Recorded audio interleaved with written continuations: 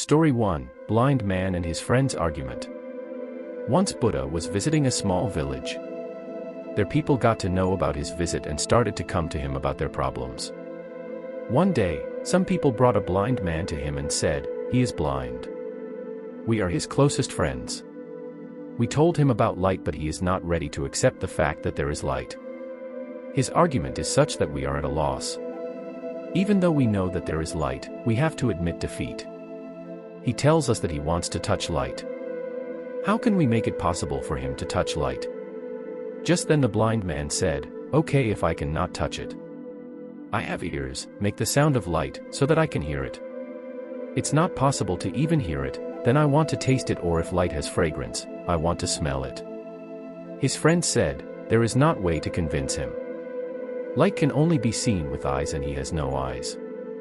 He complains that village people are unnecessarily talking about light just to prove he was blind.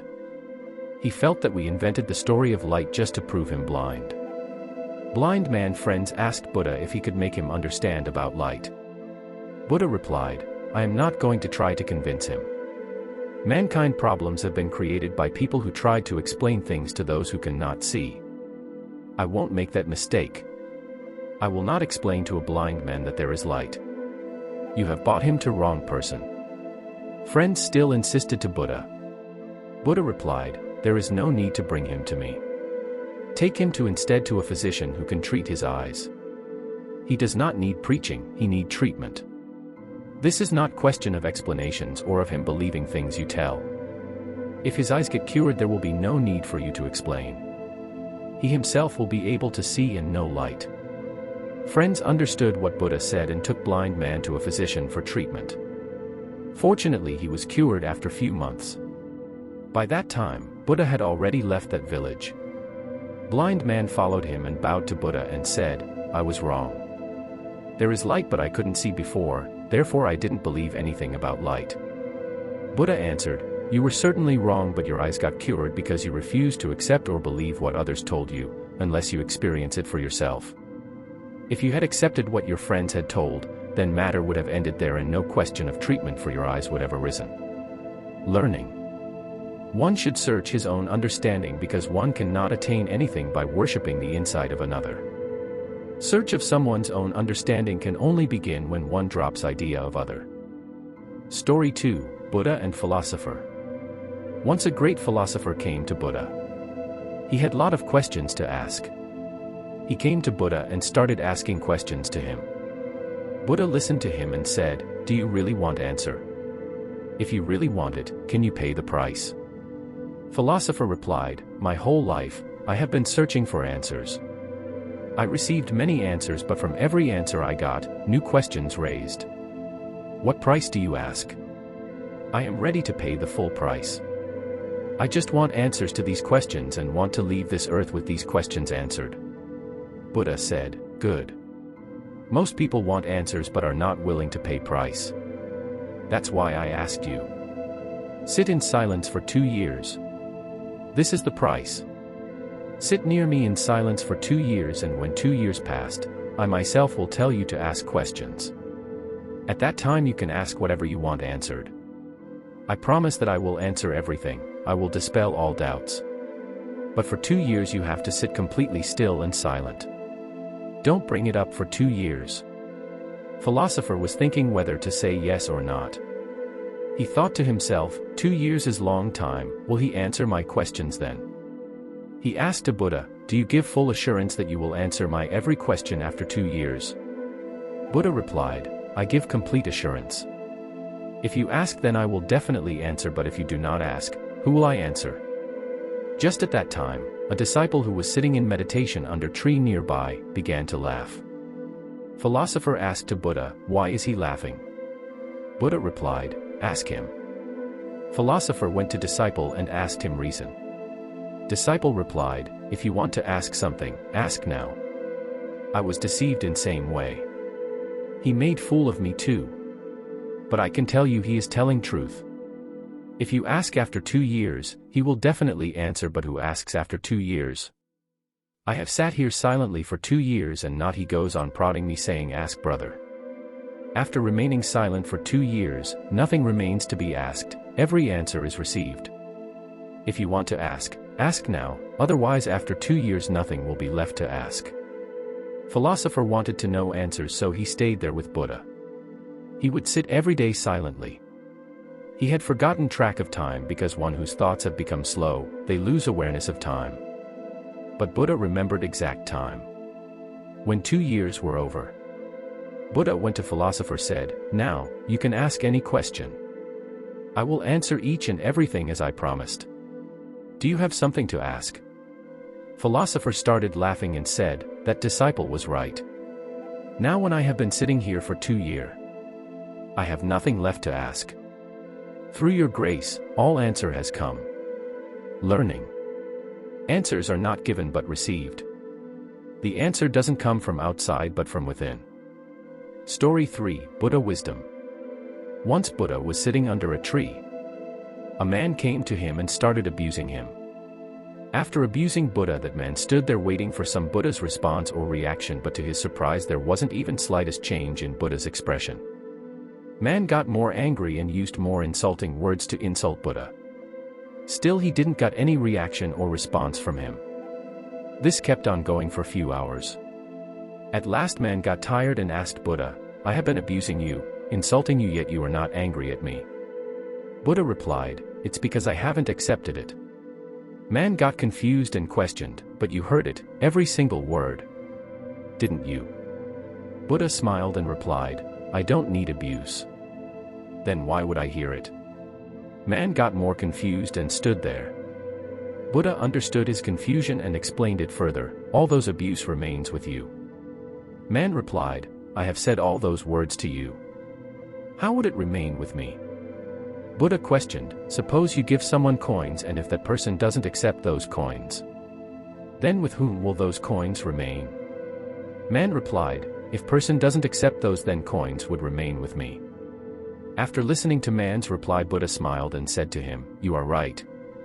Same happened with abuse.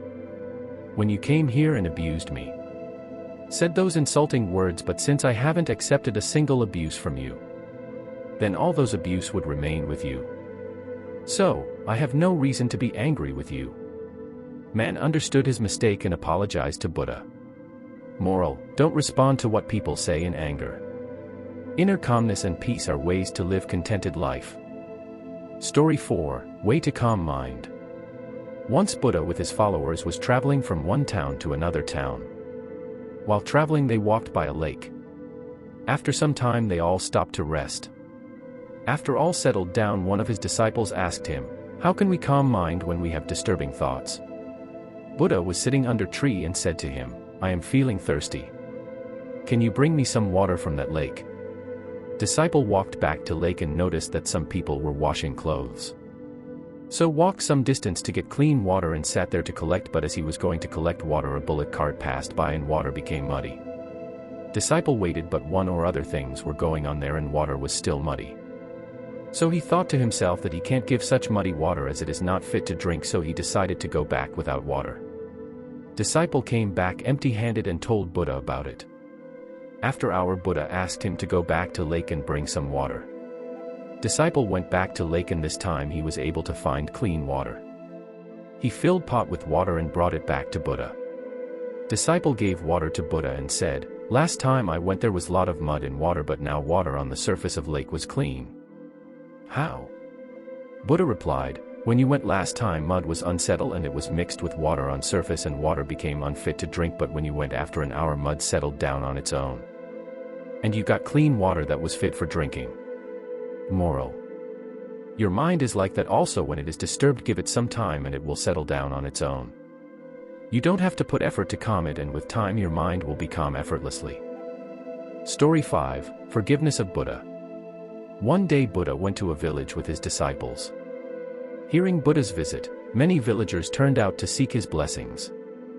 A businessman running a business with his children was furious with Buddha. He thought Buddha was doing something wrong by simply drawing his children and other people in the village to meditate without doing anything. And he felt spending time just seeing Buddha, whose eyes were always closed, was a complete waste of time. Instead, his children should help his business to make more money. He said, "Today, I will teach him a lesson." He went angrily towards Buddha. As soon as he approached Buddha, he felt some difference. But the anger in him did not dissipate. He was speechless and was not able to express his emotions in words. He slaps Buddha's face. Buddha, in return, smiled back at him. Seeing this, his disciples and the villagers were furious with the businessman. But in Buddha's presence, they controlled their emotions and kept quiet. The businessman noticed that his action had not drawn any reaction from the people around him. Then he thought, if I continue staying here, I will explode again. So he walked away from that place. He returned to his home. The image of a smiling Buddha occupied his mind. In his life, for the first time, he met someone who controlled their emotions for a disrespectful action. He went to sleep but could not sleep throughout the night. He was shivering. Businessman felt that something was happening to him and the whole world turned upside down. The next day, he went to Buddha and fell at his feet. "Please forgive me for my action." Buddha replied, "I cannot forgive you." Hearing Buddha's reply, his disciples and villagers were shocked. Buddha has been compassionate throughout his life and accepted everyone in his ashram regardless of their past. And now he is saying he could not excuse businessman behavior. Sensing everyone's shock, he explained, "Why should I excuse you when you have not done anything?" The businessman replied, "It is me yesterday's slap on your face." Buddha said, "That person is not here anymore. If I ever meet the person on whom you slap, I will tell him to excuse you. Now to the person here in this moment, you are glorious, and you have not done anything wrong." Moral of the story. In life, true forgiveness is not just saying, "I forgive you." When we forgive a person, that person should never know.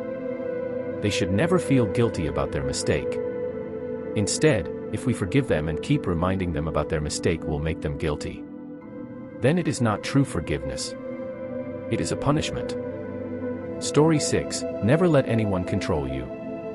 Buddha and his disciples never stay in one place for a long time. Because it will be a burden to the villagers as they depend on villagers for their food. One day Buddha went to a village he had never been to before. He knocked on the door of one of the houses in the village with his begging bowl. After some time, a lady came out. She became furious to see a monk with a begging bowl in his hand. Lady started abusing Buddha, "You are looking fit enough to work. Instead, you want to have food without working." And she kept on abusing him. But Buddha stood still, listening without any reaction and waiting for her to finish. She paused to catch her breath. Then she asked, "Why are you standing as stone? You can say something." Buddha said, "Mother, if an offer has come and it is not accepted, to whom does it belong?" Lady replied, "I offer you nothing. Just get out of my place." Buddha gently replied, "Mother, from the time I met you, you have been offering me whatever you have." The lady realized that Buddha was referring to the abuses. She asked, "So, your question is, if the offer is not accepted, to whom does it belong?" Buddha smiled back. Lady realized her mistake, and she bowed to Buddha for forgiveness. Buddha said, "As a mirror reflects an object and like a standstill, the lake reflects the sky, take care of what you speak and how you act is always good. Every good thing you do, you will always get back goodness, and for every harm you do, you will always get back the same." She thanked Buddha and bought some food for him. Buddha thanked her and continued his journey. Moral of the story.